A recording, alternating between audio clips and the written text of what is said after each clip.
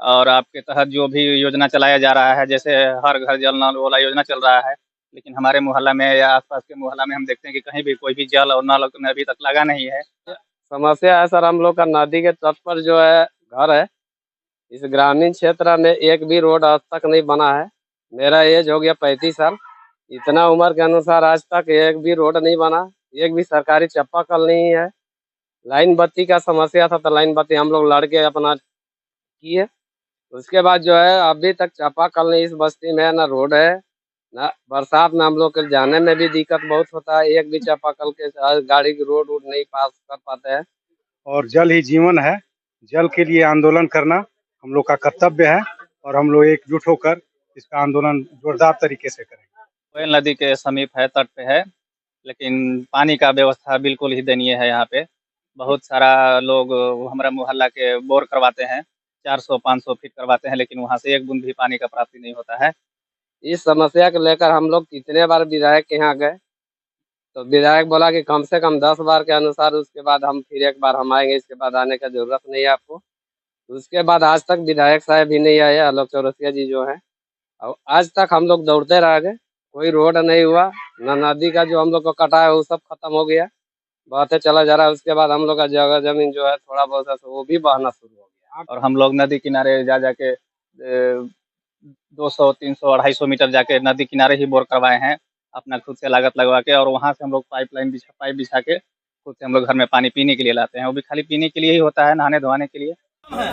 चाहे 5 साल लगे, 1 साल लगे, 6 महीना में हो जाए, नहीं निकलेगा तब तक पटका पटकी होगा। हम सरकार को पटकेंगे कि सरकार हमको पटकेगा, देख लिया जाएगा, ठीक ना। जनता का भी पटकाती नहीं। अरे जेकरा भी आपके जैसा माई बहन का ताकत है ओकरा पटक पाएगा कोई?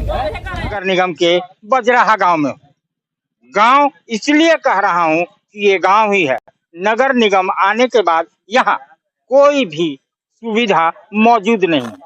और जैसे आपको ज्ञात है, कल आशीष भारद्वाज ने एक प्रेस कॉन्फ्रेंस करके कहा था कि मैं पानी के लिए मेदिनीनगर की जनता के लिए लड़ूंगा। तो आज पहला दिन है जो जल यात्रा, जो जल के लिए जागरूकता अभियान इन्होंने शुरू की है, लोगों के पास जा रहे हैं, उनकी समस्या को सुन रहे हैं।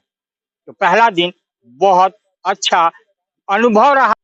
आज का जल यात्रा एसी से निकल के इस तड़पती हुई गर्मी में, कड़कती हुई धूप में आप घूम रहे हैं पलामू को पानी दिलाने के लिए। कैसा एक्सपीरियंस?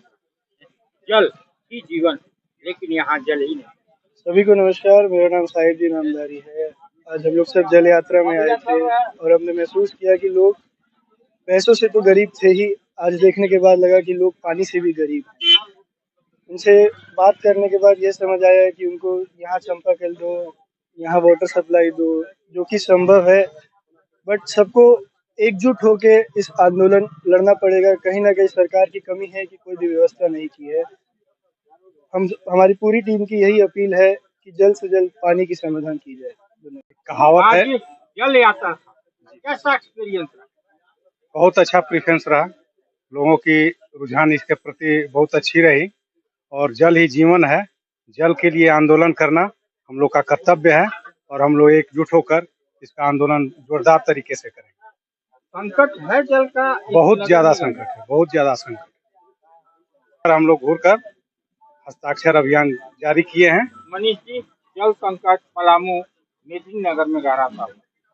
जी बिल्कुल, जल का जो आज हम लोग गर्मी में जो जल का जो मतलब हम लोग को मिल नहीं पा रहा है, उसका सबसे बड़ा ये है कि मतलब आज हम लोग आज वार्ड नंबर 2 में जो घूम रहे थे तो ऐसा लगा कि लोग 2-2 किलोमीटर 3-3 किलोमीटर दूर से ला करके पानी ला करके अपना मतलब क्या घर का खाना भोजन बना रहे थे, जो देखने के बाद बहुत मतलब लगा कि नहीं, जल का व्यवस्था होना चाहिए। और प्रशासन से अनुरोध है कि इस पे बिल्कुल ध्यान दें और जितने भी जल संकट का जो कारण बना है ना, उस पे विशेष तौर पर ध्यान देकर उसको ठीक किया जाए।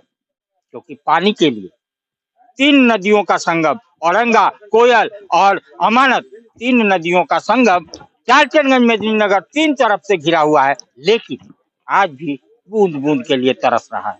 यानी पूरी सरकारी उदासीनता यहाँ पे दिखाई जा रही है। मंत्री आते हैं, बड़े बड़े बात कर देते हैं, लेकिन धरातल पे कुछ होता हुआ नजर नहीं आ रहा है। तो पलामू के बेटे ने अपने भाइयों के साथ, अपने परिवारों के साथ एक युद्ध ठानी है। देखते हैं कितना सफल होता है। और अगर पलामू मेदिनीनगर की जनता जाग गई तो ये आंदोलन सफल होगा और मेदिनीनगर वासियों को पानी भी मिलेगा।